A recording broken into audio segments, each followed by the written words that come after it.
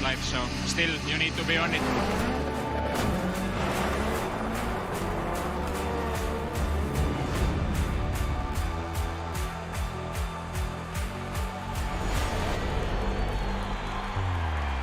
It all comes down to tonight. Don't miss the biggest night in MMA. PFL is more than a fight.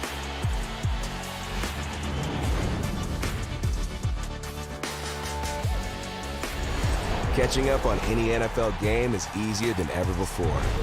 Looking to the end zone for the win! Oh my gosh, one of the great games you'll ever see.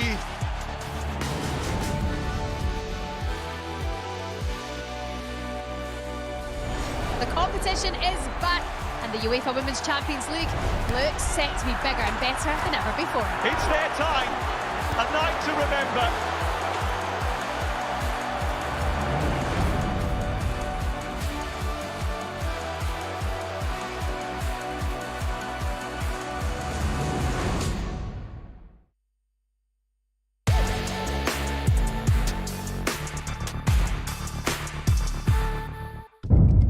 The following program is recommended for those 16 and over, as it contains sporting violence, possible bad language, and flashing imagery. Moment the world has been waiting for. The judges are ready, the fighters are ready, the boxing world is ready. The fight starts now! Let's go. How do you like it? On the show. So aggressive, so focused. It all comes down to this.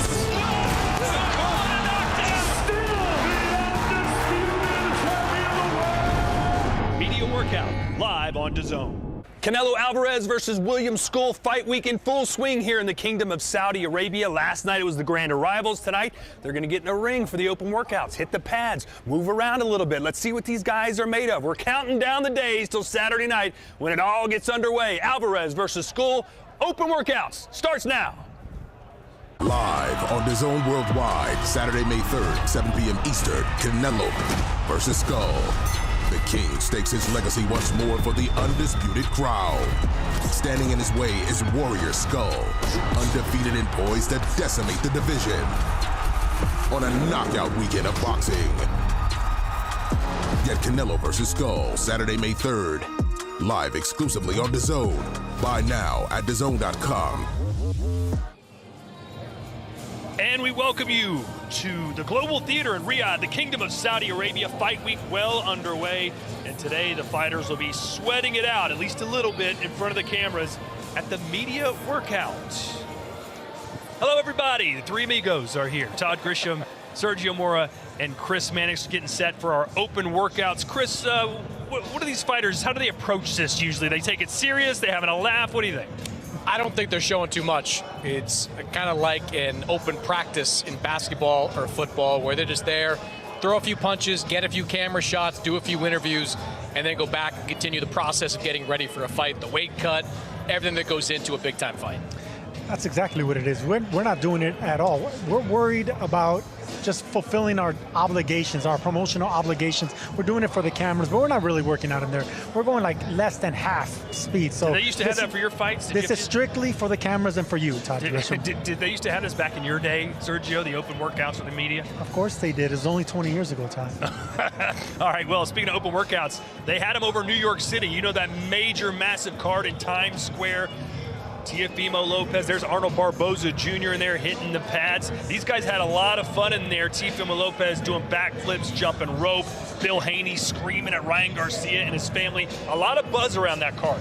Yeah, a lot of buzz. A couple things I took away from watching this open workout. One, Ryan Garcia is massive. We're going to see him in just a couple of minutes. He is a big 147-pounder. And this guy, Devin Haney, he looks healthy. This is the healthiest I've seen Devin Haney look going into a fight. Usually he is really working to get down to 135, 140 pounds. That's the most normal I've seen Devin Haney look going into a fight. I think it's going to help him when that first bell rings. I think both Haney and Garcia look great. Garcia doesn't look drawn. You know, he looks like he has his color, he has his speed, he has a pop on his punches. Even if he is going 50%, as you can see when he's hitting the mitts, you could hear the pop.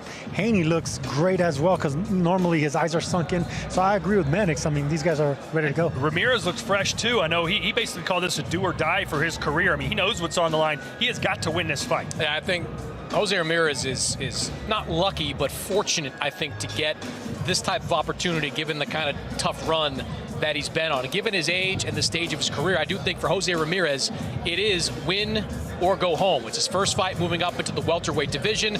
Maybe that lack of a weight cut will help him as well, but he's got to find a way to either beat Devin Haney or look great against Devin Haney to keep his career moving.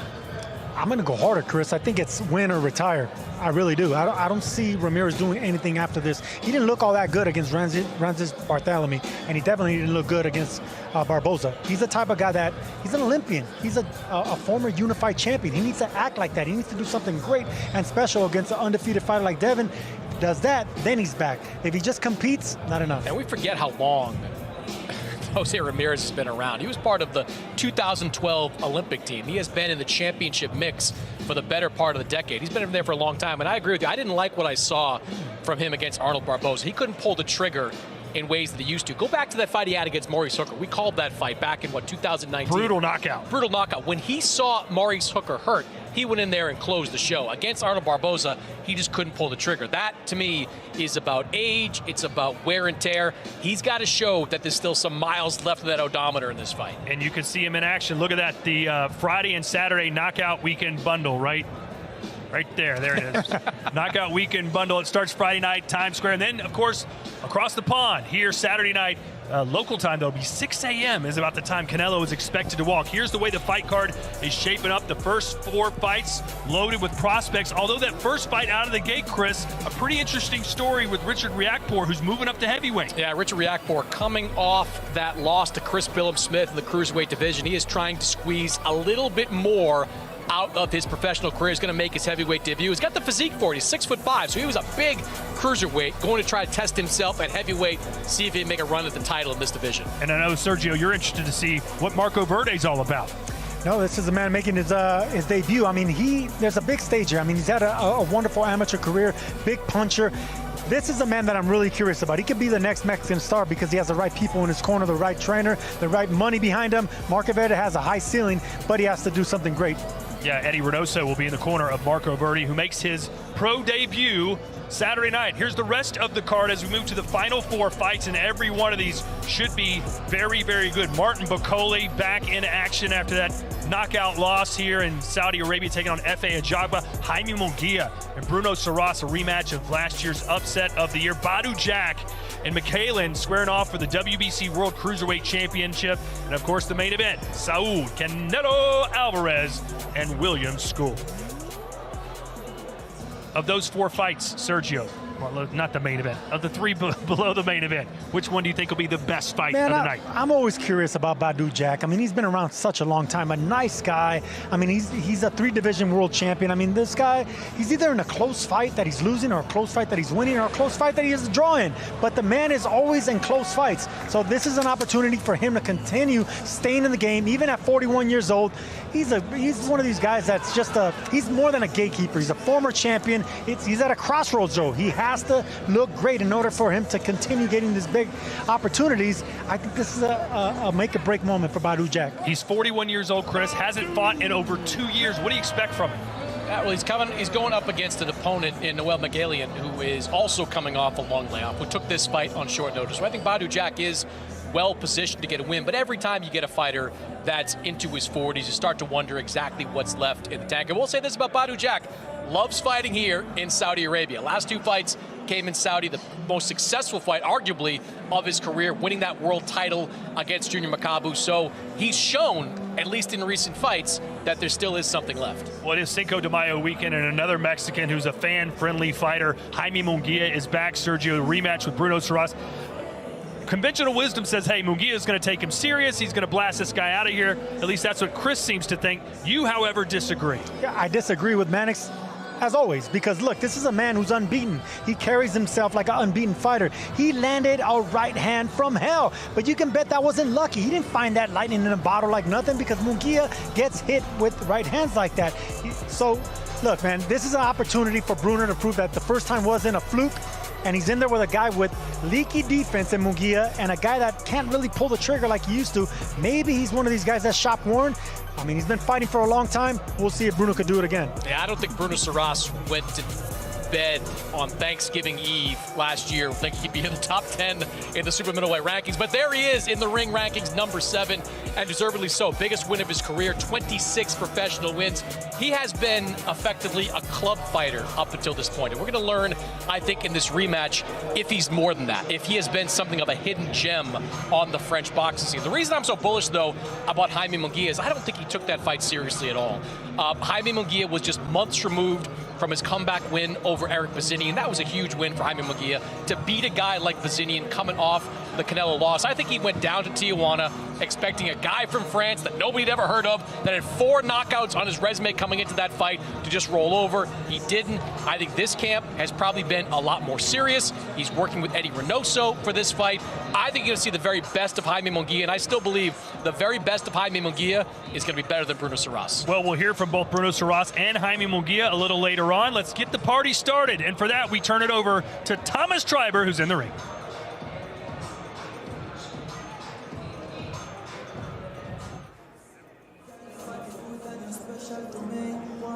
Ladies and gentlemen, welcome to the media workout for Fatal Fury World Championship Boxing this Saturday, May 3rd, from A&B Arena in Riyadh, Kingdom of Saudi Arabia. We would first like to thank the Kingdom of Saudi Arabia and the custodian of the 2 holy mosques, King Salman bin Abdulaziz Al Saud, His Royal Highness the Crown Prince Mohammed bin Salman, and His Excellency, Chairman of the General Entertainment Authority, GIA, Turkey, Al Sheikh. This event is being brought to you by Riyadh Season and the General Entertainment Authority, GIA, with Frank Warren for Queensberry, Canelo Promotions, Aegon Sports and Events, and Sella, along with their great sponsors: Riyadh Season, STA, STC, Dr. Suleiman El Habib Medical Group, and Arena Fitness Innovation. A big thanks to those great sponsors. It will be broadcast live worldwide on DAZN, and final tickets are available through WeBook.com. Let's now get the media workout started. Our first fighter competing Saturday in a scheduled 8-round heavyweight contest. Coming to us from London, England, he brings a professional record of 17 wins, just 1 defeat. 13 of his 17 wins coming by way of knockout. Here is Richard Riakporhe.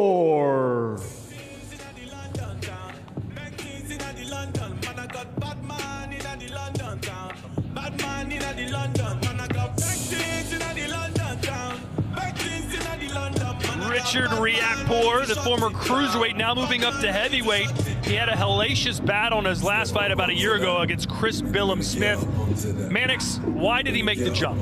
I think at 35 years old, he probably realized that an opportunity at cruiserweight probably wasn't coming to him. Now he gets a chance to move up in weight, not to cut weight anymore. I'm sure being 6'5", getting down to that 200-pound division had to have been a struggle for him at this age. Only has that 1 loss on his resume, so he still has the potential to become a contender. He has a win earlier in his career over Chris Billam-Smith, a split decision, beat Krzysztof Włocki earlier in his career. So this is a guy that does have talent.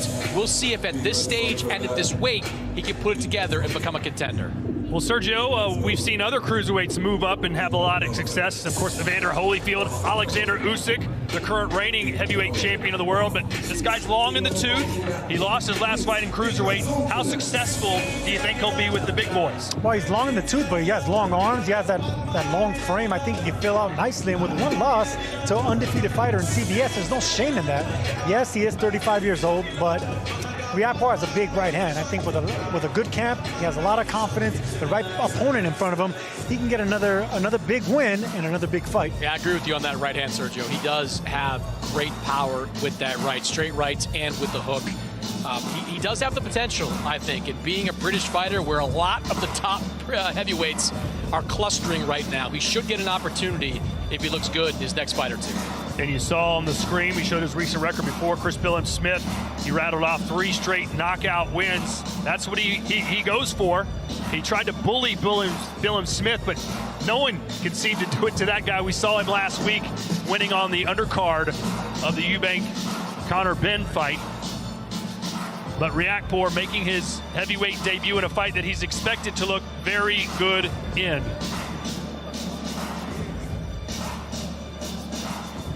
Riakporhe shadow boxing from that left-handed stance. Pretty interesting. Sergio, what's the key? Obviously, weight's the issue when you move up to heavyweight. But where are some areas that cruiserweights, or blown-up cruiserweights, so to speak, can have success in the heavyweight division, since he's obviously not going to be much bigger than most of his opponents? That's a great question, and it all depends on the style. But I would say upper body movement, because you're not going to be big enough to hurt these big men with one shot. You definitely want to get hit by a big man with that big power coming from heavyweight. So upper body movement, some footwork, and learn how to be a little bit more fluid, not so stiff, relying on power.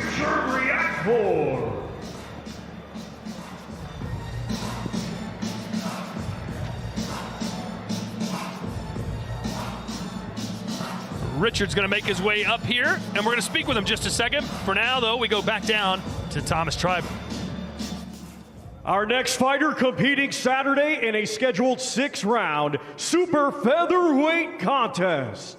He hails from right here, Riyadh, Kingdom of Saudi Arabia, and he is undefeated with 3 victories. Let's welcome mighty Mohammed Alakil.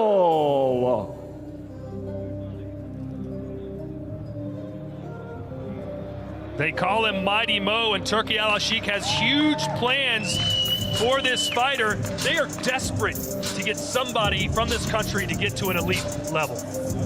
Well, they are, but look, man, Saudi Arabian fighters have started very late, but they have the resources to learn really fast on the job, and you can see how these guys develop really fast. Every fight that continues, and this man's one of them.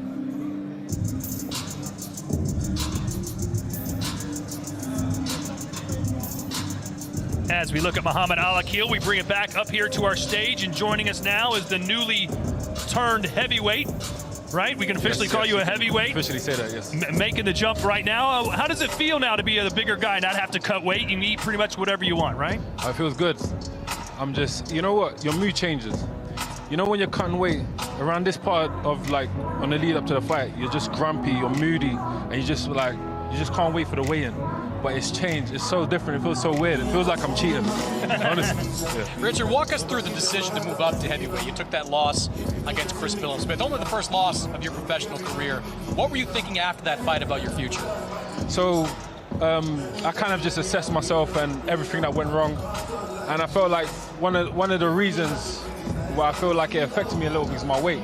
Bottling down to 14.4 is crazy, where, you know, after the fight, I put on probably about 10 kgs within a week, you know. So I thought, you know, I think now is the best time to kind of push on and move on. With CBS, you know, it was a great fight. I beat him once, he beat me once, and I thought, you know what, maybe we could do it again in the future if he decides to come out as well. But I need to be a bit more healthy and see what I can do, see the damage I can do at heavyweight. I think I can do a lot of damage. It doesn't hurt that a lot of the top heavyweights in boxing right now are UK-based. They're clustering over in the UK. Was that part of the thinking, like, hey, an opportunity could come to me sooner rather than later? Absolutely, absolutely. And it's one of my goals that I've had for a very long time. My stablemate is Bakoli. So you can just imagine the work that I get. You know, nobody gets that type of work in the country, honestly, and it's a blessing. You know, I help him, he helps me. We got Billy Nelson as well in the corner. You can't ask for more. Let's just put it that way. Now, how much do you plan on getting bigger? Do you feel like bulking up now that you're moving up to heavyweight? Do you want to stay lean? Do you want to stay fast and quick on your feet, or do you want to get more mass? I kind of like assess all of the old school heavyweights, Ken Norton, Merciless, Ray Mercer, all of these fighters, Muhammad Ali, and they were quite lean. They were always around the like 211, 215 pounds. And I know we're bigger now, but I feel like some people overdo it. Some of the heavyweights overdo it. They lose their speed, and they're turning into bodybuilders. You know, right. I feel like if you can get like a decent frame, if you got a decent frame, you know, naturally, and you put on like boxing muscle, you know what I mean? Not, you know, weightlifting muscle. I think you could do really well if you can maintain the speed, the agility. We can really take it back to that old school era of boxing, and that's what I'm trying to do. That's a great point, Richard, because I think of Mike Tyson. When Mike Tyson was at his best, he was like 210, 215. Once he started getting a little bulkier and a little bit more muscle, you know, that's when he lost his speed and he started showing a little bit of flaws. So yeah, the lighter the better sometimes. That's it. So that's one of the things. That's why I feel like I'm going to do very well at heavyweight, and I can bang. I got the power as well. So, you know, you lot are in for a treat, believe me. Well, hey, I know you got to run. We got to keep moving, but I hope you're okay from sparring with Bakoli. He didn't crush you too bad. That straight right hand looks nasty. Hey, look at my face. It looks beautiful. Look. Have you seen his right hand? His arms look huge and massive. Good luck to you. Thank you very much. In the heavyweight division. Appreciate it. All right, back down to Thomas. Our next two fighters competing Saturday in a scheduled 6-round middleweight contest. Let's first welcome, coming to us from Monterrey, Nuevo León, Mexico. He brings a professional record consisting of 4 wins, 5 defeats, 3 draws. 2 of his 4 wins coming by way of knockout. Here is Michel El Águila Galvan Polina.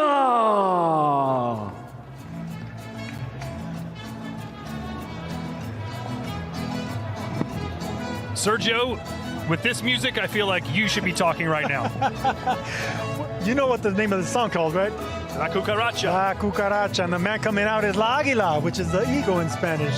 Only been stopped 1 time, but these are the type of fighters that you want to test your Olympians, your guys that with a high ceiling in the amateurs.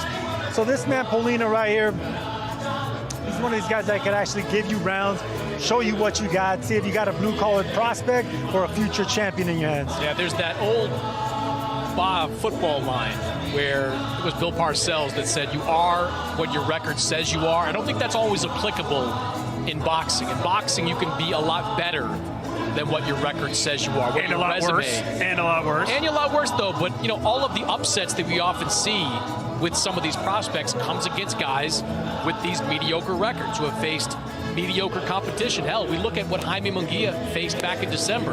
Not that Bruno Surace had a mediocre record, but he had a very bad resume. Only a couple of times he had fought above 10 rounds, or 10 rounds or above. So you've always got to be careful. Marcus Verde, the guy he's going to face, a very, very talented young prospect, but when you're this young, making your pro debut, you've got to be wary of the guy they're put in front of you. No, I agree with Mannix here, because this man has faced undefeated fighters before, and he got draws with 2 of them. Doesn't beat them, but he gives them everything they can handle. So that's what I'm telling you. You want to test an Olympian, you want to test them when you got tough Mexicans like these. We'll give you rounds and definitely test your record. And I love you to tell your story about your pro debut. It didn't go as planned either, did it? No, it did not. I got dropped, I got cut, and I barely squeaked out a 4-round split decision. So everything can go wrong. I was a fresh prospect as well. Coming off the Olympic trials, I fought a guy that was 1-1-1, and he almost upset the apple cart. For the record, I scored that fight for the other guy. Of course. I love the fact that Michael Polina is hitting the pads like the fights tonight. I mean, he is amped to be here, and he's got a big opportunity. Everybody's going to be looking at Marco Verde in his pro debut, but Michael Polina, you get a win here, you have a good showing, you come back to Saudi Arabia, and I don't know what he's getting paid, Chris, but I guarantee you it's multiple times more than he's ever made in his life. Yeah, and I think a win would certainly add on to that. I will say this, as I watch him hit the pads, not great speed there, Sergio. It sort of looks like some of the guys I trained with over at Old Rumble Boxing. There you go with rubble boxing again. No, look, man, like I said earlier, they're going 50%. They're going at half speed. They're really just doing it just for the fans here, for the media, and you could tell that he's not going 100% here. All right, we'll reconvene on this on Saturday. Hey, who wrote the song La Cucaracha? Who sang it first, do you know? I have no clue. You have no culture in your body, do you? No, but I know the lyrics. Everybody knows the lyrics. Michael Polina soaking up all 3 minutes of this one-round open workout for the media. He's from Monterrey, Mexico, and has not fought since March of 2022, Sergio. 3 years since this man's been in the ring. And that right there is why they pick a man like this, because yes, he hasn't really been knocked out. He's been in there with undefeated fighters. So it'll be a good look on your resume. But if you're inactive and you're not the fastest fighter and you've always come up short when you're the B side, this is when matchmakers make their money.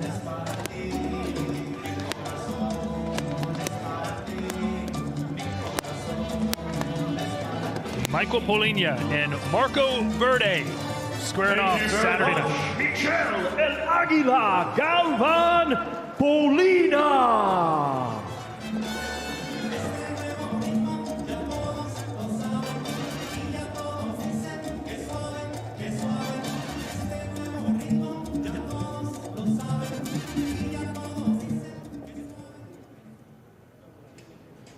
And now let's welcome, from Mazatlan, Sinaloa, Mexico. He had a stellar amateur career, becoming a 2024 Olympic silver medalist. And now this Saturday, he makes his highly anticipated professional boxing debut. Ladies and gentlemen, please welcome Marco Verde.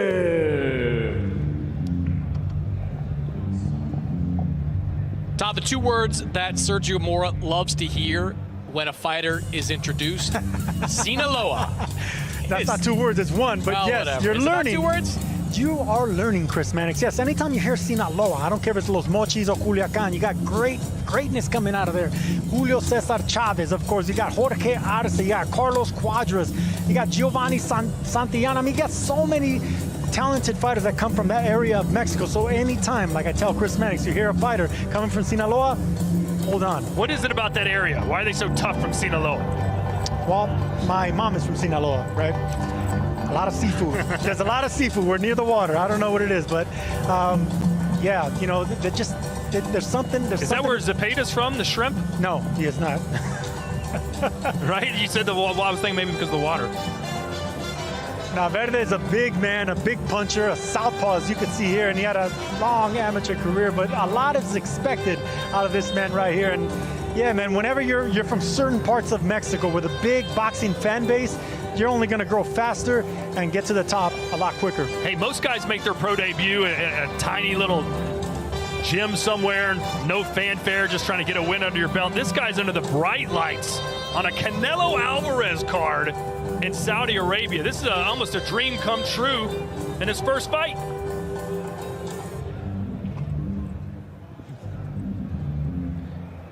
Lost in the finals of the Olympics, 71 kg final. We tried to figure out the difference between kilograms and pounds today, right? I weighed 90 kilos, which is 198 pounds, I think. And you weighed how many kilos today? I don't know, but I weighed 192 pounds. I forgot the kilos. I don't know. When I met you, you weighed 174. You're trying to get up to 199. Why are you trying to get so big? You should ask Mannix that question, because he's getting bigger and bigger every year. Why'd you drag him into this? I might catch strays on that one. Oh. By the way, this guy has 2 amateur wins against Omari Jones, who just turned pro, the fighter out of Orlando that Eddie Hearn is in love with. Yeah, it's impressive. I mean, he's got a lot of impressive wins in his amateur background. A lot of people very excited about Marcos Verde and his potential. Hard-hitting, highly skilled, as Sergio mentioned, a southpaw, and has got good backing with Team Canelo here. Marco Verde! Hola, hola. ¿Cómo estás? Bien, contento de estar aquí, emocionado ya. Ya el día se acerca, así que no puedo estar más contento de eso. I'm very excited. The day is almost here. I'm in the last stretch, so I'm very excited to be here. With that being said, our good friends up in the studio were saying how important it is to come from Sinaloa, a hotbed for excellent talent. And of course, you come from that area. What does this mean to you to be able to be here representing that area under these very bright lights? Los chicos allá arriba estaban hablando de la importancia de venir de un área como Sinaloa, donde obviamente hay un talento extraordinario, históricos obviamente.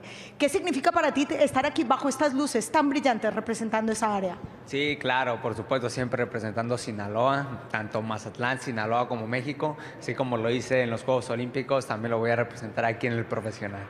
As always, I am very excited, and I'm repping Mazatlán, Sinaloa, any part of Sinaloa, just like I did Mexico in the Olympics, and I'm going to leave that flag just as high as I did then. And with that being said, you're just a few days away from the fight.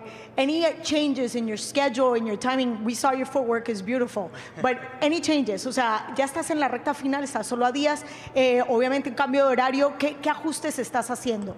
Sí, nos adaptamos. Creo que en el amateur me tocó viajar mucho, me tocó pelear con diferentes cambios de horarios, así que pues, es normal, el cambio se afecta, pero aún así te adaptas, siempre hay que adaptarse a todo. Well, he says that we're adapting. When I was in the amateurs, I had to adapt on a regular basis, so now I'm just doing what I have to do to make sure that I do a good job on Saturday. Well, muchísimas gracias, thank you very much, and I hope to see you soon. Sinaloa, Mexico's own Marco Verde. So Sergio, seafood and fighters come from Sinaloa. Great music and plus other stuff, absolutely. What's the other stuff? I don't want to talk about it. It gets rough around the edges there. As we go back into the ring to the man who used to lather himself in baby oil and wrestle professionally, Thomas Triber. Our next two fighters competing Saturday in a scheduled 6-round light heavyweight contest. Let's first welcome from Culiacán, Sinaloa, Mexico. He brings a professional record consisting of 11 wins, 3 defeats, 1 draw, 7 of his 11 wins coming by way of knockout. Let's welcome Adron Rocha Guerrero. Sergio, what can you tell us about Sinaloa, Mexico? I can tell you about Culiacán, Mexico. That's where Chavez is from. That's where my mother was born. Yeah, Culiacán, awesome place. I'm telling you, there's probably a gym in every corner there. Everyone knows how to fight there. And by the way, I wasn't joking about Thomas Triber. He actually wrestled Stone Cold Steve Austin.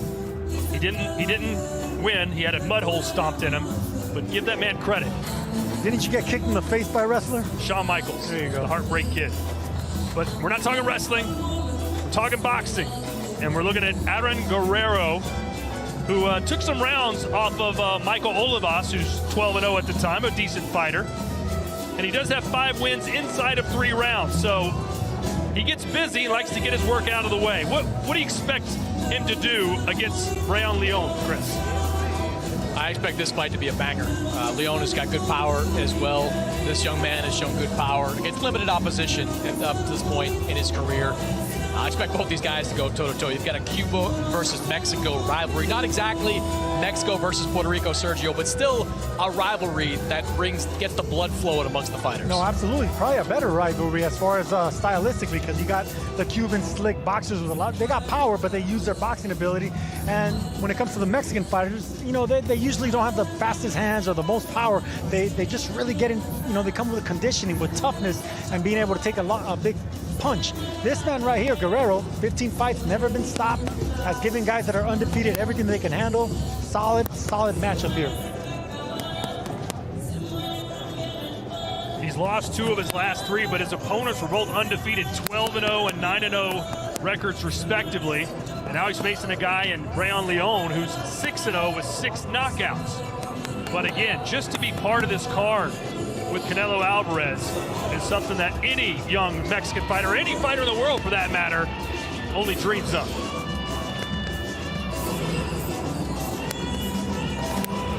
Have you ever been to Cuba, by the way? I have. You have? What do you think of Cuba? It's a place that's stuck in time. You know, you go back there, you see the old school cars, the beautiful people. Everyone speaks like 4, 5, 6 languages. Amazing people. Mexico versus Cuba in this fight. And of course, in our main event, William Scull versus Canelo Alvarez will be Mexico versus Cuba. That rivalry, Sergio, isn't what it could have been. Obviously, Cuban fighters aren't allowed to fight professionally unless they're escape the island, so to speak, or defect somewhere else. So who knows how many legendary matchups we could have had over the year. But Chris, looking back at all the great Cuban fighters, who would you say is your favorite? Favorite Cuban fighter? I'm putting you on the spot here. A little bit on the spot there. There were some very good Cuban fighters. I'm trying to go back in time. I mean, look, we watched Andy Cruz fight very recently. I think he has a chance to be a special fighter in 135, 140-pound division. Yuri Gamboa, as I continue to go back in time. Luis Ortiz, another good fighter. There have been a lot of, but to your point, there have been a number of elite amateur fighters coming out of Cuba that never turned professional or had very short professional careers. A lot of guys that could have been big household names had they been able to turn professionally earlier in their careers. I'll give you the best Cuban fighter that Mexicans appreciate because he was Cuban and Mexican, the great Jose Mantequilla Napoles. That's the man you want to think of anytime you're thinking about Mexican fighters with Cuban ability. What do you mean by Cuban ability? Oh, they're natural southpaws. They convert them to southpaws. They're strong. They're usually really muscular. They have great foot movement, agility. They have the amateur pedigree. Mexicans bring the toughness, the technique, the body shot. So it's a good clash of both styles, and you can bring them together in a hybrid.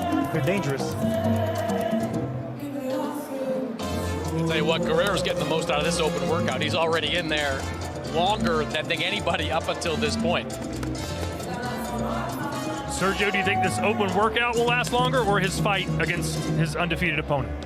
I think he's gonna give a good fight. You know, Guerrero, like I said, he's been in there with some undefeated fighters before. That doesn't really do anything to him, and he's a tough fighter, and you can tell that he's in shape. Normally, guys that aren't in shape, they want to get in and get out of these open workouts. Now he wants to get some work in, get a sweat going, and of course, soak up the moment. Yeah, I agree with you there, Sergio. A lot of times when you see fighters that are going through difficult weight cuts, when they get to this portion of fight week, they are very quick. They're standing there in the ring, throwing a few shadow boxing punches, not getting on the mitts like we're seeing right now with Guerrero. Thank you very much to Adron Rocha Guerrero.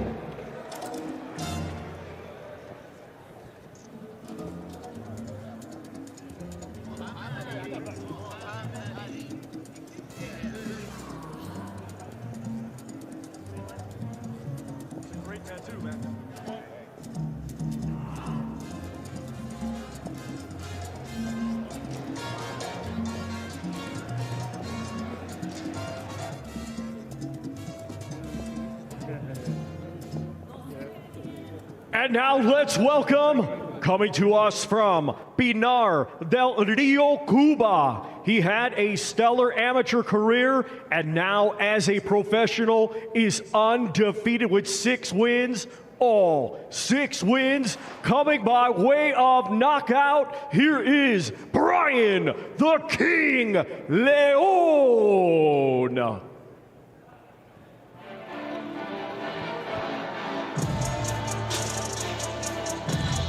You're looking at the guy that was Canelo's chief sparring partner for the Edgar Berlanga fight. If that doesn't tell you how legit he is, I don't know what does. Big puncher, big man at 6 feet. So yeah, it was a perfect sparring partner. I want to see if that power's real though. I want to see if he can do it and knock out fighters that aren't accustomed to getting knocked out. If he can do that, he could turn a lot of heads. But yeah, that says a lot, you know, being the chief sparring partner of Canelo, and this man has a high ceiling. You know, I used to think with Cuban fighters that everyone that came out of that Cuban school was more boxer than puncher, was not going to be entertaining necessarily. We've seen some top Cubans. Arislandi Lara is one. Guillermo Regendao is another. Top fighters, but didn't necessarily bring the entertainment value. I've found in recent years, a lot more of these Cuban fighters have brought entertainment as well as skill. Yuri Gamboa, certainly an entertaining fighter. Luis Ortiz, an entertaining fighter. Andy Cruz, one of the most decorated amateurs of all time. He has come to the pro ranks, gone to that Philadelphia gym of Bozy Ennis, and turned himself into an entertaining, hard-hitting puncher. This guy, Leon, I think he has got a chance to be not only a very good fighter, maybe even a great fighter, but to be someone that's also entertaining. You know, there's a saying in Mexico, dime con quién andas y te digo quién eres. You know, tell me who you hang out with and I'll tell you what type of person you are. This man is training with tough Mexicans, training with Eddie Reynoso, being around Canelo Alvarez. So he comes from that Cuban school. He has the power, he has the size, he has the backing, but he's picking up something else in Mexico, and he's picking up a lot of stuff from Mexican fighters. Well, I hang around you. What does that say, the kind of person I am? This is why you're in the position you are, Todd. Riding your coattails, huh? Well, Eddie Reynoso can't speak highly enough about this guy. And Chris, he says the thing that impresses him the most is his ring IQ is off the charts. Yeah, ring IQ, ring generalship, and power.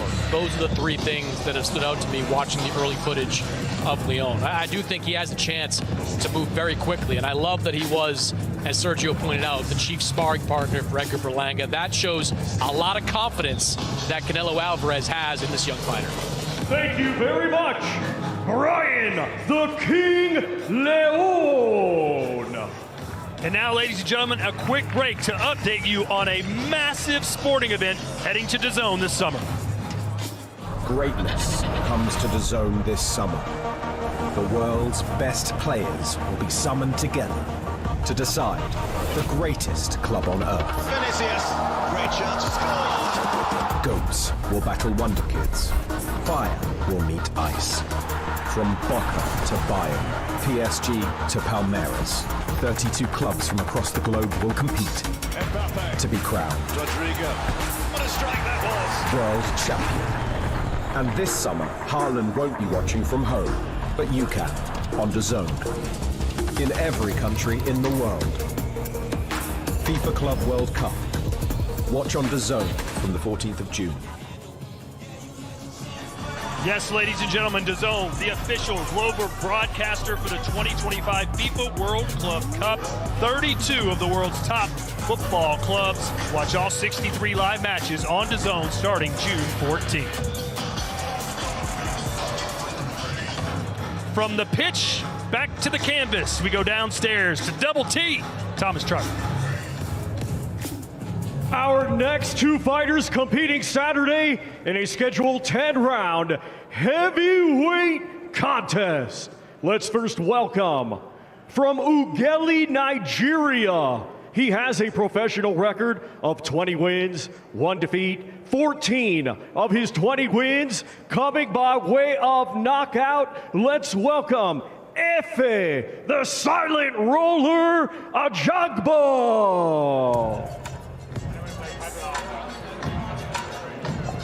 Efe Ajagba, 5 straight wins since he was beaten by Cuban Frank Sanchez, another Cuban fighter we haven't mentioned.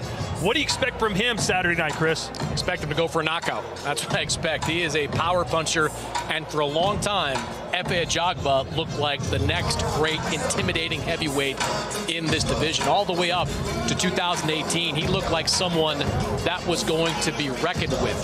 He had that incident with Curtis Harper, where Harper walked out of the ring rather than face Efe Ajagba. Said it was about money, but a lot of people in boxing believe maybe a little bit differently. But he stumbled on some hard times as of late. He was knocked down in a fight in 2019.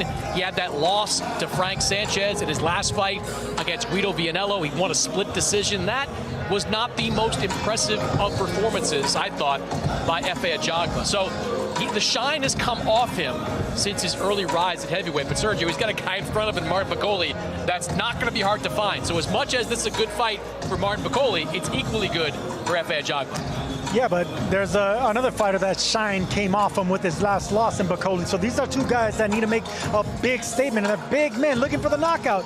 This fight doesn't go the distance, man. This is going to be the equivalent of a heavyweight version of Ryan Garcia and Rolly Romero that we're going to see on Friday. It will not go 3 rounds. Let me tell you something. This is the first time really getting up close and personal with Efe Ajagba. He looks huge in there, 6'6" tall. Man, this guy, he's a monster. This is what people saw early in his career. He looked like one of those guys that was going to be avoided for a long time until he could force that mandatory opportunity. I saw him fight, I think it was 2019. It was on the undercard of Jermell Charlo against Tony Harrison, the rematch in Ontario, California. And he won that fight. but he got knocked down by a journeyman in that fight. That was the first time I think that you saw a little bit of a chink in the armor with Efe Ajagba. He's a big puncher, but does he take a punch as well as top heavyweights need to? He's gonna have to show that he can take a punch in this fight with Martin Bakole this weekend.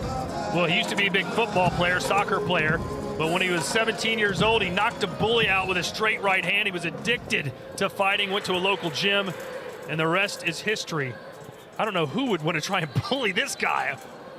Thank you very much to Efe, the silent roller, Ajagba.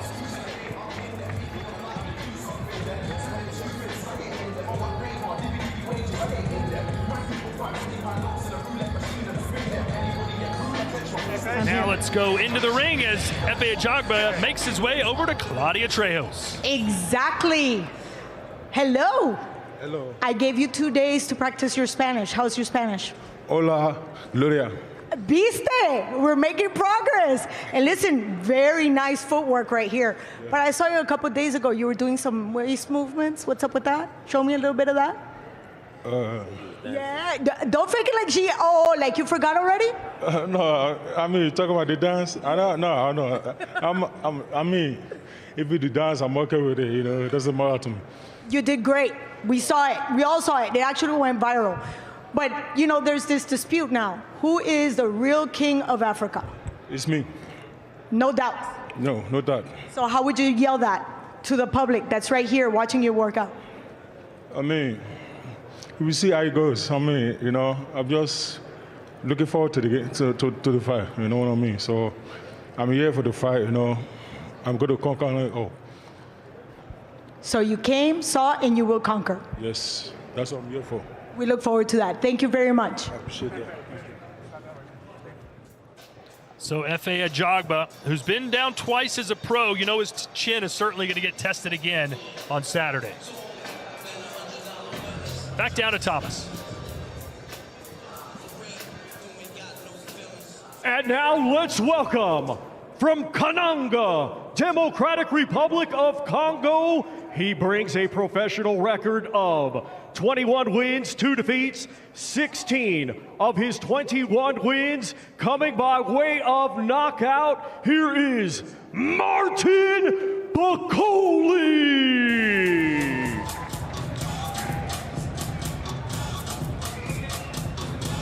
Now this is the guy that likes to dance. Martin Bakole, always in a good mood despite his massive frame. He's just looks like a lovable teddy bear. That is until he punches you in the face. Lovable grizzly bear, maybe, but yeah, it's just a big man, a dangerous man. Once he's on the front foot, you know, throwing combinations to the body. That's what I love about Bakole. A lot of heavyweights avoid body shots. You know, they just go straight hunting, head hunting. This man digs you to the body, picks you up with uppercuts, and a big right hand. Yeah, he has been on a roll up until that last loss to Joseph Parker. Knocked off Jared Anderson in the fight card in Los Angeles last summer and has become something of a boogeyman in the heavyweight division. Now, the shine has come off him a little bit in the aftermath of that loss to Joseph Parker. Joseph Parker needed less than 2 rounds to finish Martin Bakole. And now, look, while I understand he took that fight on less than 48 hours of notice, that he arrived the morning of the fight, after midnight, the morning of the fight. The knockout still happened, and Sergio, he's only had about 2 months to bounce back from that, to recover, to get back into camp. Do you have any concerns about Martin Bakole's fitness coming into this fight? Fitness, no, but I do question his chin because he was stopped with another guy, Michael Hunter, U.S. Olympian in 2018. And that's what I have to start questioning. Yes, this man can punch really strong. He can give a big punch, but can he take a big punch?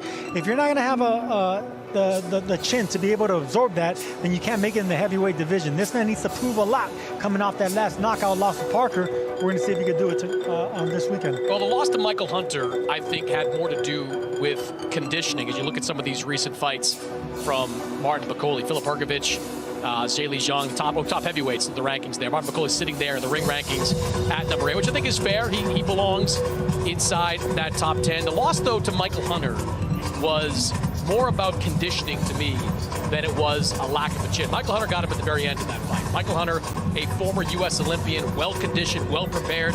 He wore down Martin Bakole. This recent loss was more about one shot, discombobulating him and messing him up on the head. You saw Billy Nelson, Sergio, on the ring apron. Billy Nelson was up on that ring apron to stop the fight between Martin Bakole and Joseph Parker before Martin Bakole's body hit the canvas. Billy Nelson was not going to allow Martin Bakole to take a sustained beating in that fight, knowing that he had something like this waiting in the wings a couple of months later. Yeah, so both knockout losses by Bakole were when he wasn't in the best condition, you know, so we're still questioning, is it the conditioning or the fact that he lacks the chin? You know, if he can take a punch, he's going to be a scary man to fight. Well, he did get hit on top of the head, and it's that can discombobulate you. You saw him kind of wobble before he went down. It was an awkward-looking knockdown. Billy Hunter jumped up there quickly, as Chris Minnick said, to stop it. I'm going to ask him when he gets up here. We're going to speak to Martin in a few minutes. If he wishes that Billy hadn't done that, did he want to continue, or looking back, is like, hey, it was a smart thing to do? Thank you very much to Martin Bakole. He'll be joining us here in just a couple minutes. The big man who weighed well over 300 pounds in that fight. We'll see how he tips the scales on Friday. Yeah, that was a tough loss he took to Joseph Parker. Predictable one, given how short notice the fight was. But we talk about momentum, the shine, so to speak. He can get that momentum and get that shine back with just one fight. He is in a fight that is a dangerous fight, no doubt about it. Efe Ajagba can punch and is fully capable of knocking Martin Bakole out. But Efe Ajagba is not going to be someone that's hard to find. Our next two fighters competing in a rematch this Saturday, scheduled for 10 rounds in the super-middleweight division. Let's first welcome, coming to us from Marseille, France. He brings an undefeated record with 26 wins, 2 draws, 5 wins coming by way of knockout. Here is Brunello Surace.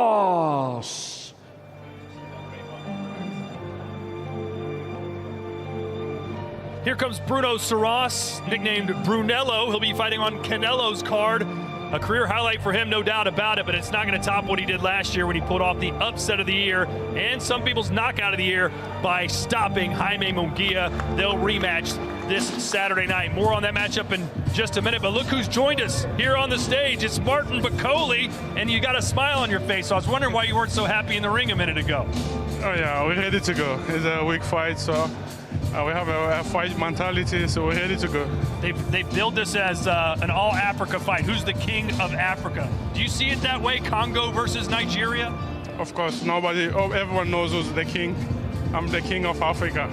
He's just coming, you will notice that in the ring on a Sunday morning.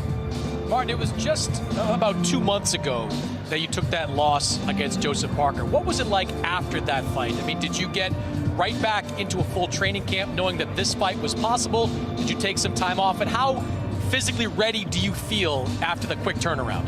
The Parker fight, it was not a mistake for me. It was a big favor done to the boxing family.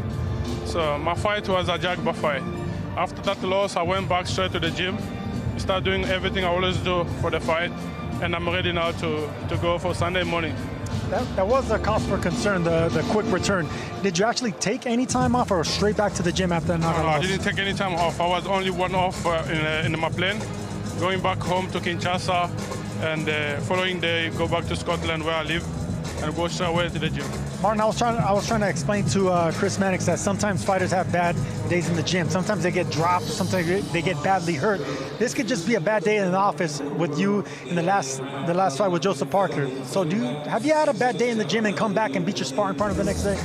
No, I never had something like that in the gym. So like in the gym, I always take everything serious and prepare very well. Take time to know nothing to not happen to me, especially when I prepare for the fight. So everything is working like we planned with my coach. Everything is okay.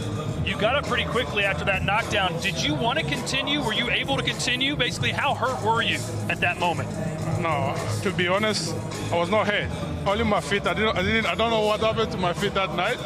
I was okay. I was asking my coach why he stopped the fight. But my coach stopped the fight. But for me, that fight, I never lost that fight.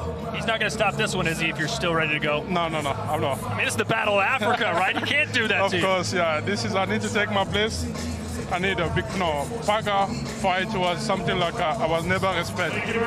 I bought my life on the DAZN. I was waiting the fight. And the same day, they called me to replace Daniel Dubois. So I was not respecting that fight. This is the fight I was respecting.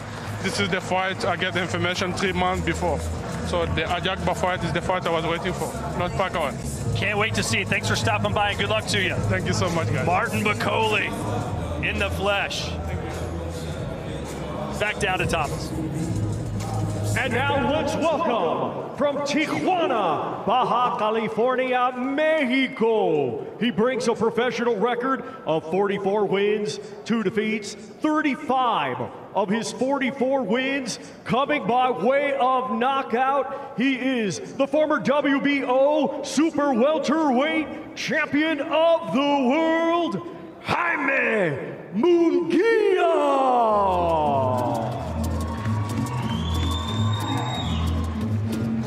Jaime Munguia. This man has never been in a boring fight, Sergio. That much we can guarantee you. Saturday night's fight is going to be fireworks. It's going to be fireworks, but how many more fireworks shows can this man be a part of? I mean, this is a man that's been fighting since his teenage years. He has over 45 fights. He's only been stopped 1 time. Iron chin, but like I've been telling Chris Mannix, he has been moved carefully, very strategically by Golden Boy Promotions since winning that title from Saddam Ali in 2018. He's been put in against gatekeepers, against former champions, against guys that are fringe contenders. So he hasn't really been tested on the championship level. Not to say Bruno Surace is a championship fighter, but he carries himself like a championship fighter. He's unbeaten, and he just had one of the knockouts of the year. So you can bet this man is coming with full confidence against that man who needs redemption. Yeah, carefully curated, I would say, Jaime Munguia's career up at this point has been. At 160, he was next in line to fight Demetrius Andrade. That fight never materialized. Didn't fight a top guy at 168 until he got in the ring with Canelo Alvarez, who we'd argue it paid off. He got the fight against Canelo, but there still is a lot for Jaime Munguia to prove, and I think we're going to find out if he has more left in the tank. We were talking about him earlier like he's this grizzled veteran. Looking him up, he's 28 years old still. He's still a young man in this game, but he has been in so many tough fights against the likes of Sergey Derevchenko, Gabe Rosado, you name it, he's been in a tough fight with that guy, including the great Canelo Alvarez. He got a new trainer now, and Eddie Renaud, so we'll see if that makes an impact. But I think the jury is now out on how much Jaime Munguia has left. Thank you very much to Jaime Munguia. Look at this. How excited are you? Everybody's cheering for you. Todo el mundo te está aplaudiendo. ¿Qué se siente? No, muy bien. La verdad que muy contento de que toda mi familia esté aquí. La verdad que muchas gracias por venir a todos los que están presentes. Muy contento y emocionado para la pelea de este sábado. He's very happy. He has the support of his whole family and friends that came here to support him. So he's very happy to be able to have this opportunity. And of course, this is a moment that you've been waiting for a while. A moment of redemption. And when I say the word redemption, what do you think? Este es un momento que estás esperando hace rato. Es un momento para redención. Cuando digo esa palabra, ¿qué pasa por tu cabeza? No, pues pasan muchas cosas. La verdad que tengo ganas de seguir adelante, de seguir triunfando. La verdad que creo que esto apenas empieza, entonces sin duda este sábado va a ser una gran noche. Well, a lot of things go through my mind, and of course I've been waiting for this moment, and I've been waiting for this moment. I'm ready for it, and I'm pretty sure that on Saturday, things are just starting right now, and I'm gonna make sure it happens on Saturday. And Saturday, everybody's gonna be watching you because you've never given us a boring fight. How much pressure do you feel to make this even more exciting? O sea, el sábado todo el mundo está esperando una pelea emocionante porque nunca nos has dado una pelea sin lustro. Entonces, ¿cuánta presión tienes tú para poder hacer esto un show? No, la verdad que obviamente pues siempre hay nervio, ¿no? Siempre presión, pero la verdad que es algo que te emociona, es algo que te da ganas de mostrarle al público, ¿no? Entonces, pues decirle a la gente que esta no va a ser una excepción y que sin duda pues va a ser una gran pelea. Those are awesome words. He says, yes, there's always that little bit of nervousness, excitement, because I do feel the pressure, but that gives me even more incentive to make sure that people understand that this is definitely not going to be an exception. We will have a very exciting fight. Well, best of luck, and thank you very much, and I'll see you tomorrow. Okay, thank you. See you tomorrow. Yes! Back to you guys.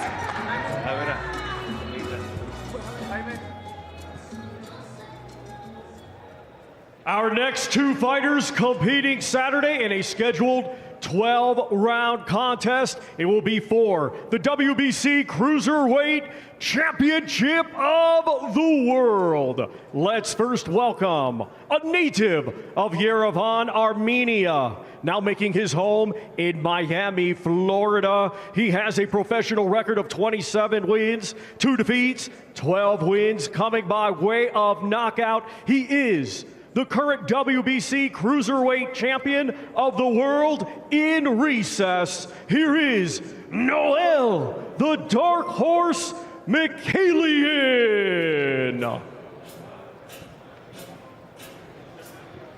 We'll talk more about Noel Mikhailian in just a minute. Now, I always hate to cut off AC/DC, my favorite band, but it's worth it because we have the face of French boxing right now, Bruno Surace. Ça va?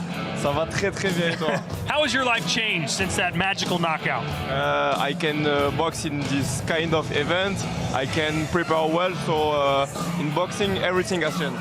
And what's the different feeling this time from going to Tijuana, being an unknown, an underdog, and then coming here where everybody knows who you are? To me, it's the same feeling, because the first bout doesn't exist, and I have to write another page of my story. So it's the same feeling. Bruno, you went to Tijuana undefeated. Yeah. You obviously believed you could win, but were you surprised at how you won? Were you surprised that you were able to knock Jaime Munguia out? When I take the bout, I have the will to win, and I was confident.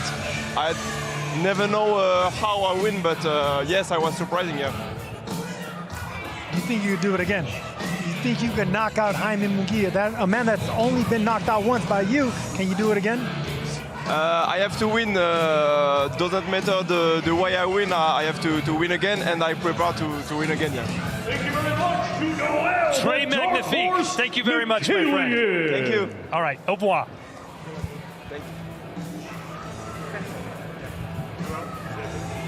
Hello. Hello. That was a great workout.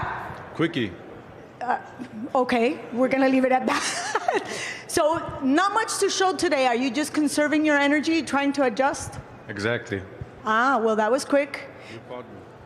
What did I do? You caught me. Of course. It's top secret. With that being said, final stretch. Any adjustments, especially with the time? Is that affecting you at all? No, everything is good. I just want to say shukran Riyadh. Habibi, yalla. Let's go. Wow.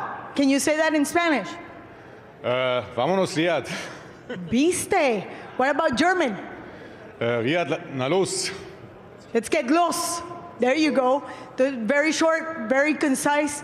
What can we expect from you on Saturday? W. I'm here for the win. Retaining my belt, retaining my title. Cruiserweight champion of the world. There you go. Can you say that in Armenian? Goti sem pashpanum, Ashkari champion, WBC. Extraordinary. Thank you so much.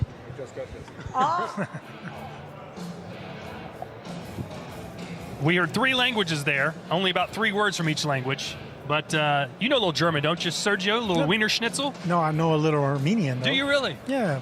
Baref donse saper. What'd that mean? Hello, nice to meet you, bro. There you go.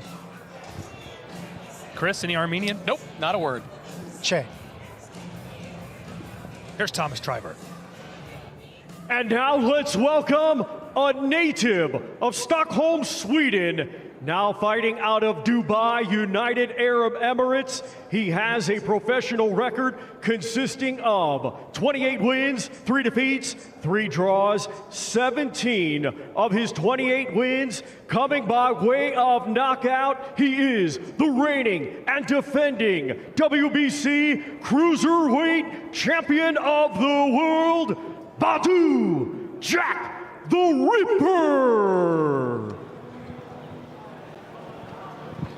Well, Chris, if you could, please, since you're the smartest of the three of us, he's carrying a WBC title. Is he the WBC Cruiserweight champion? According to the WBC, Badou Jack is the reigning and defending Cruiserweight champion. Now, he won this title off of Junior Makabu a couple of years ago. He then moved up in weight, ideally to challenge for a Bridgerweight title, which is the new weight class that the WBC invented. So he became the champion in recess. Noel Miguelian won a vacant version of this WBC title against the same Junior Makabu. He did not defend that title and therefore had his title stripped and was named champion in recess. That title was restored to Badou Jack, who had a fight scheduled already for this week. His opponent fell out. In steps Noel Miguelian on short notice. So now we will have the champion in recess versus former champion in recess, all for the official WBC Cruiserweight title. Well done. Sergio, you won a WBC title. Was it real? Of course it's real. I mean, everyone dreams of that green belt. You weren't a champion in recess or an interim champion? It was the real deal. No. It was a real deal, Okay. and I won it from a real champion. Rest in peace to Vernon Forrest. Well, Badou Jack has not fought in over 2 years. He's 41 years old. You know, how much ring rust do you expect him to have? Sergio, you're in your 40s. You told me you can't take body shots anymore. That's why you retired. I cannot, but see this man right here, he hasn't really officially been knocked out. I mean, he got knocked out one time in the first round. That was cold.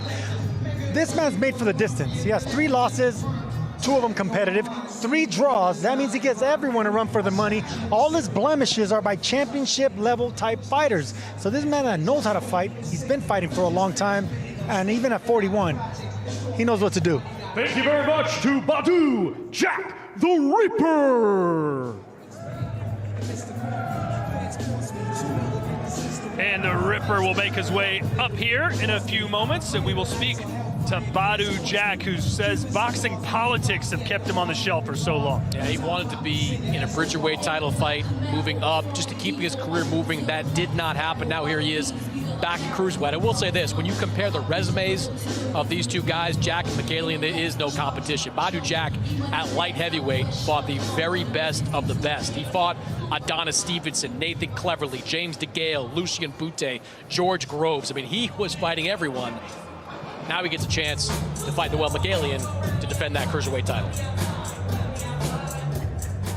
Ladies and gentlemen, our main event this Saturday, 12 rounds scheduled for the undisputed Super-Middleweight Championship of the World. Let's first welcome a native of Matanzas, Cuba. Now fighting out of Berlin, Germany, he brings an undefeated record with 23 wins, 9 wins. Coming by way of knockout, he is the reigning and defending IBF Super Middleweight Champion of the World, William El Indomable Scull. So here comes the man who owns 1 title. He'll be defending it against Canelo Alvarez. Of course, if he beats Alvarez, he'll become undisputed in 1 fell swoop. More on William Scull in just a moment, but we've got another champ with us here right now, the WBC Cruiserweight champ, Badou Jack. You live in nearby Dubai. Does this feel like a home game for you? Yeah, it's an hour flight away, so yeah, this is home. So you're 41 now. You haven't fought in over 2 years. How's your body reacting to being back in a full camp and getting ready to get on the big stage again? I haven't stopped training at all. I've been training. I've been waiting for the next fight since the last fight, basically. So boxing politics kept me out of the ring. It's not my fault, but now we're back. So, Badou, it took me about a minute to explain the champions in recess part to all this audience. You won that title off Junior Makabu. You wanted to move up and fight for another title in a different weight class.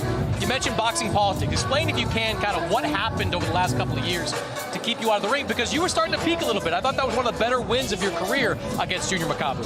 Yeah, so basically we was going to move up to Bridgerweight. At that time, there was no big cruiserweight, no big names. So we was going to move up to Bridgerweight, win the title, and then go back to cruiserweight. And then obviously the other guys, Opataya and them, came up like a year and a half later, so got a little bit of a name for themselves. So the WBC, they didn't strip me. They put me a champion in research because it was mandatory and stuff that I had to face. And then this fight didn't ever happen. So in May last year, I told Mauricio I'm going to get my belt back and fight for the belt. And yeah, so now we're back. So do you feel like you're a cruiserweight now for the foreseeable future? As you mentioned, it's gotten hot all of a sudden. Jaya Pataya is the biggest name. Zurdo Ramirez got a couple of belts in the U.S. where you fought many times. Is that kind of now the goal for you to try to unify these titles? Yeah, the goal is to be undisputed at cruiserweight. Badou, what's the secret? It seems like 10 years ago when you fought Durrell for the championship, you became champion. Here you are 10 years later, you win another championship. What's the secret, man? What's keeping you in the game? Where's the hunger? And how do you stay sharp? You have to have good genetics, number one, good skills, and good defense. And you got to live boxing. It's just a lifestyle. You gotta take care of your body and live clean. Anything's possible. You hear that, Sergio? Take care of your body, live clean. You hear that? You hear that? I knew there was a joke there. Set myself up. Hey, by the way, one of the great nice guys in boxing. Congratulations on all you've done with your charity work, and we wish you the best on Saturday night. Thank you, brother. All right, Badou Jack joining us here live in Riyadh. All right, thank you, guys. Thank you. And now William Scull in the ring. Thank you very much He'll be to the reigning and defending IBF Super Middleweight World Champion, William El Indomable Scull.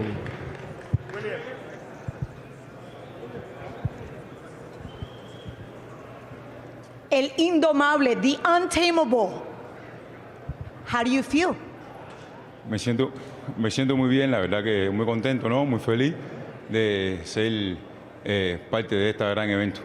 I'm very happy to be part of this event. I'm just excited. With that being said, obviously the media is talking that Canelo has more knockouts than you do fights in general. How do you think about that criticism in general? Los medios de comunicación desde que llegaste dicen que Canelo tiene más knockouts que tú peleas en general. ¿Qué crees tú de ese comentario? No, son comentarios que tienen las personas, ¿no? Y los locutores y las personas que no tienen conocimiento de lo que es el boxeo. El knockout sale, el knockout pasa, pero bueno, eso no significa una cosa una cosa no tiene nada que ver con la otra. Tiene muchos knockouts, bueno, está bien, pero bueno, vamos a ver si me puede knockear a mí tan fácil, así como dicen la gente. They can say whatever they want. Even commentators can say whatever they want. Their criticism, it's because they really don't know. A knockout just comes when it needs to come. The fight is a fight, and we'll see if really that difference is going to make a different fight on Saturday. If he has more knockouts or not, they just come in handy. But in my book, I've done my work, and I'm able to do a great fight on Saturday.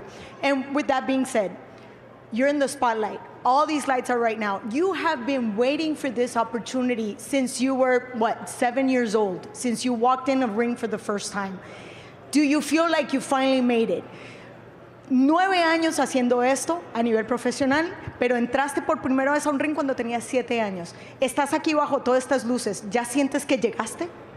No, siento que es mi momento, ¿no? Estoy feliz porque esto es mi fiesta, esto es lo que siempre he hecho en mi vida, ¿no?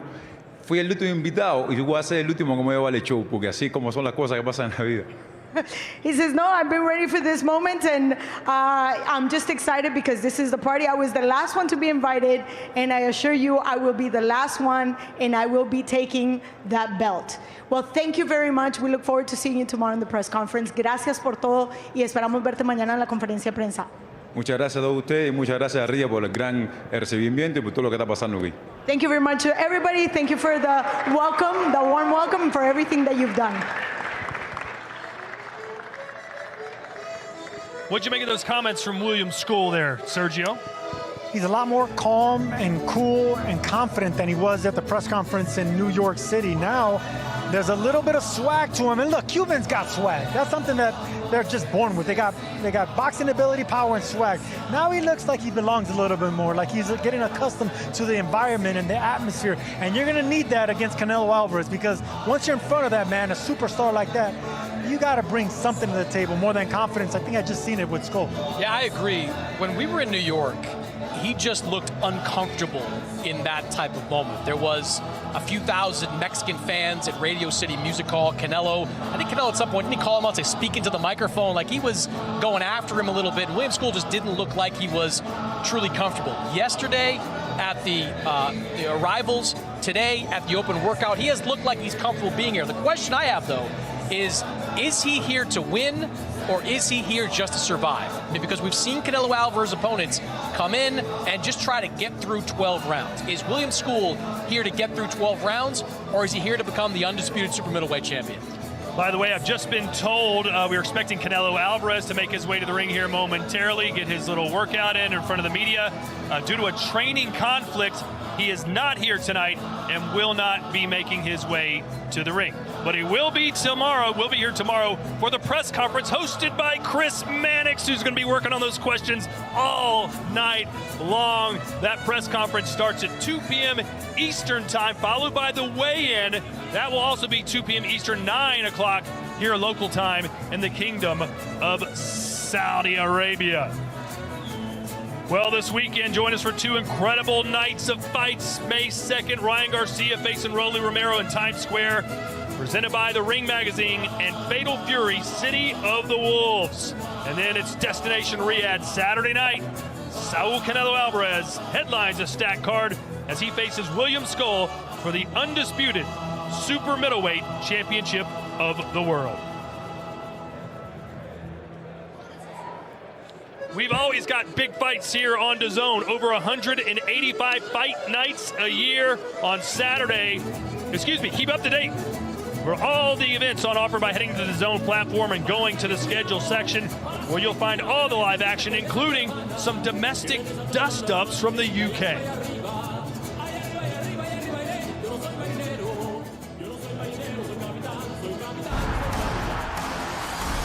I'm ready and I'm coming to take the title in Nottingham. I want to achieve my maximum. I want to do everything I can do, and being a 2-weight world champion is my next step. This is the Hurt Game. Unbelievable scene here. This has got the recipe for fight of the year. Work there from Kakachi. Big shot from Lee Willis. Watch this fight. This is going to be a standout fight this year. So that's Saturday, May 10th. Anthony Kakachi defending his IBO Super Featherweight title against Lee Wood. May 24th, Josh Taylor moving to welterweight to face Iko Usman in Glasgow. Then we're on a trip to Australia as IBF Cruiserweight champion Jai Opetaia defends his title from the Gold Coast on June 8th. Part of over 185 fight nights each year live on DAZN. So our final thoughts, obviously Canelo not here. Maybe he's taking Scull more seriously than we think he is. He's training right now, matter of fact, Chris. Look, it's one of those fights where if Canelo Alvarez were to lose, it's because he overlooked his opponents. We know that Canelo has eyes on bigger prizes for later this year, into next year. William Scull is an opportunity for him to come undisputed for a second time. I'm curious to see what kind of game plan William Scull comes out with. Sergio and I vigorously disagree on what game plan he should come out with, but I'm anxious to see what he brings to the table against an all-time great like Canelo. Look, Canelo not being here, Canelo's a boss of him. He's his own boss. So look, I'm not really worried about that. I've been a part of this as well. When I fought Daniel Jacobs, he didn't show up to the press conference. He didn't show up to the workings because he was trying to lose weight. I don't know if that's the case with Canelo, but he's not here. But William Scull, you know, I like the confidence that I'm seeing. Daniel Jacobs didn't show up because he didn't want to be around you anymore. He called you the most annoying fighter he's ever faced. And that might be the case, and you're the most annoying writer I ever read. So wow, well played. All right, now we're going to go to Carbone, Chris Mannix's go-to spot. Yes. Every night for dinner here. Every night. In Saudi Arabia. My cheers. And we're going to watch that press conference live from New York City. What's going to happen when Ryan Garcia, Rolly Romero, Teofimo Lopez, Barboza, Ramirez, all those guys are on the stage at the same time? You can watch that. And then tomorrow night, hosted by Chris Mannix, it'll be Canelo Alvarez and William Scull, the press conference, 9 p.m. local time, 2 p.m. Eastern. For the entire DAZN crew, I'm Todd Grisham. We'll see you right back here tomorrow night. On DAZN Worldwide, Saturday, May 3rd, 7 p.m. Eastern, Canelo versus Scull. The King stakes his legacy once more for the undisputed crown. Standing in his way is Warrior Scull, undefeated and poised to decimate the division. On a knockout weekend of boxing. Get Canelo versus Scull, Saturday, May 3rd. Live exclusively on DAZN. Buy now at DAZN.com.